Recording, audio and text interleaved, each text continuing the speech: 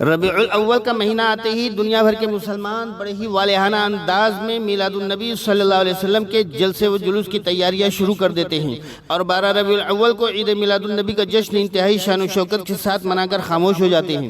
مگر اس مہینے میں جس عظیم ہستی کی تشریف آوری ہوئی، اس کا پیغام کیا تھا، اس کی تعلیمات کیا تھی، اسے بھول جاتے ہیں۔ حالانکہ اہم چیز یہی ہے، اور یہ مہینہ اسی کی یاد دلانے کے لیے آتا ہے کہ ہم کون ہیں، کس کے امتی ہیں، کیا کر رہی ہیں، اور اس ماہ مبارک میں آنے والے نے ہمیں کیا کرنے کا حکم دیا تھا۔ ہم 12 ربیع الاول کو برقی قمقموں اور ٹیوب لائٹوں سے اپنے گھروں، محلوں اور مسجدوں کو سجاتے سنوارتے ہیں، لیکن ہم اپنے اس دل و دماغ کو روشن نہیں کرتے جس کو روشن کرنے کے لیے اللہ کے رسول صلی اللہ علیہ وسلم اس خاکدانی گیتی پر تشریف لائے تھے۔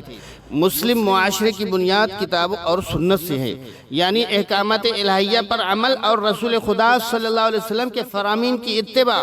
اللہ تبارک و تعالیٰ نے مسلم معاشرے کو نیک اور صالح معاشرہ بنانے کی تاکید فرمائی ہے، مگر ہمارے معاشرے میں آج کیا نہیں ہو رہا ہے؟ ہر قسم کی برائیاں موجود ہیں، کہیں جوا ہے تو کہیں شراب خانہ، کہیں منشیات کی دکان ہے تو کہیں جادو منتر کے اڈے، کہیں ویڈیو ہے تو کہیں ننگی فلموں کی دکان، کہیں بے حیائی ہے تو کہیں بے حجابی، کہیں بدکاری ہے تو کہیں حرام کاری۔ اب تو مرد اور عورتیں منشیات کے عادی ہوتے جا رہے ہیں۔ 12-15 سال کے لڑکوں کو دیکھیے، گوا، گٹکا، پان، بیڑی، سگریٹ کھا پی رہے ہیں۔ برائیوں سے رغبت اتنی بڑھ گئی ہے کہ اب اچھائیوں کو پسند کرنے والا کوئی نہیں ہے۔ اب اگر اسلام کو خطرہ ہے تو کسی اور سے نہیں بلکہ مسلمانوں سے ہی خطرہ ہے، اس لیے کہ جن کو اسلام کا نام روشن کرنا تھا اور اسلامی تعلیمات کا عملی نمونہ پیش کرنا تھا، اب وہی لوگ برے بن گئے ہیں۔ ان میں اور دوسری قوموں میں کوئی فرق ہی نہیں رہ گیا ہے۔ ہر شخص پر شیطان اور نفس کا غلبہ ہے۔ دیکھنے میں انسان مگر شہوت میں حیوان ہے۔ نہ دل میں خدا کا خوف ہے، نہ رسول سے محبت، نہ قرآن کی تلاوت ہے، نہ نماز روزے سے مطلب، نہ غیرت ایمانی ہے، نہ حمیت اسلامی۔ جو کچھ بھی کر رہے ہیں وہ کتاب و سنت سے ہٹی ہوئی ہیں۔ ہمارا گھر ٹی وی ویڈیو کی وجہ سے سینما تھیٹر بن گیا ہے۔ گھر کے ہر فرد کے پاس موبائل ہے، سب کی نظریں موبائل کے اسکرین پر جمی ہوئی ہیں۔ بیوی شوہر کی طرف دھیان نہیں دیتی، شوہر بیوی کا خیال نہیں کرتا، بچے ماں باپ کا ادب احترام بھول گئے ہیں۔ اس موبائل نے ہماری قوم کے بچوں کو تباہ و برباد کر ڈالا ہے۔ موبائل نے ہماری غیرتوں کا جنازہ نکال دیا ہے، بچوں کے مستقبل کو تباہ و برباد کر ڈالا ہے۔ نوجوانوں کی جوانیاں کھا گیا، علماء کا مطالعہ ختم ہو گیا، حفاظ کی تلاوت کم ہو گئی۔ بڑے بوڑھے جن کو موبائل کی لت گئی ہے، ان میں صرف بعض یہ چاہتے ہیں کہ ان کی قبروں میں بھی ایک موبائل رکھ دیا جائے۔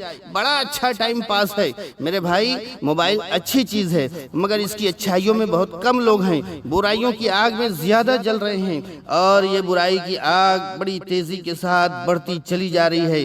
کوئی اس بات کی پرواہ نہیں کرتا ہے کہ یہ جو برائی کی آگ بھڑک رہی ہے، ایک دن وہ سب کو اپنے لپیٹ میں لے لے گی، اور اس آگ میں گھر کے سارے لوگ جل جائیں گے، اور انجام کار وہی جہنم کی آگ ہمارے استقبال میں منتظر نظر آئے گی۔ میرے دوست، اذان ہو رہی ہے، مسجد سامنے ہے، مگر نماز کو ہم نہیں جاتے۔ نوجوانوں کو اسلام کا شہدائی اور جانثار ہونا چاہیے تھا، مگر یہ ہمارے نوجوان نفس کے شہدائی اور موبائل کے پرستار بن گئے ہیں۔ حالانکہ حدیث میں آیا ہے کہ جوانی کی عبادت اللہ کو بہت پسند ہے۔ ہمارے نوجوان اپنی جوانی کو لہو و لعب میں گزار رہے ہیں، اور کہتے ہیں کہ جب وقت آئے گا تو مسجد پکڑ لیں گے، ابھی موج اڑا لینے دو۔ مجھے بتاؤ، جب موت آتی ہے تو کیا بتا کر آتی ہے؟ برادران ملت اسلامیہ، اللہ پاک نے مسلمانوں کو معاشرے کا محافظ بنا کر بھیجا ہے۔ اگر ہم ہی معاشرے کے چور بن جائیں گے تو پھر حفاظت کون کرے گا؟ ہم معاشرے کی کشتی کے ناخدا ہیں، اگر ہم نے ہی کشتی میں سوراخ کر دیا تو پھر کشتی کیسے بچے گی؟ اللہ تبارک و تعالیٰ کا ارشاد ہے، وہ فرماتا ہے کہ تم کو اس لیے پیدا کیا گیا ہے کہ تم نیکی کا حکم کرو اور برائی سے روکو، یعنی ہمارا مشن ہی برائی سے رکنا اور روکنا ہے۔ رسول خدا صلی اللہ علیہ وسلم کی حدیث ہے، آپ ارشاد فرماتے ہیں کہ مسلمان برائی کو دیکھے تو اسے اپنے ہاتھ سے روکے، اگر یہ نہ ہو سکے تو زبان سے برا کہے، اور اگر یہ بھی نہ ہو سکے تو آنکھیں پھیر لے۔ یہ کمتر درجے کا ایمان ہے۔ یہی وہ اصل پیغام ہے، یہی وہ تعلیمات ہیں جن کو ہم تک پہنچانے کے لیے رسول خدا صلی اللہ علیہ وسلم اس دنیا میں تشریف لائے۔ یاد رکھیے، اگر حضور کی تعلیمات کو آپ نے عملی جامہ پہنایا تو ہی آپ سچے عاشق رسول ہیں، ورنہ نہیں۔ وآخر دعوانا الحمدللہ۔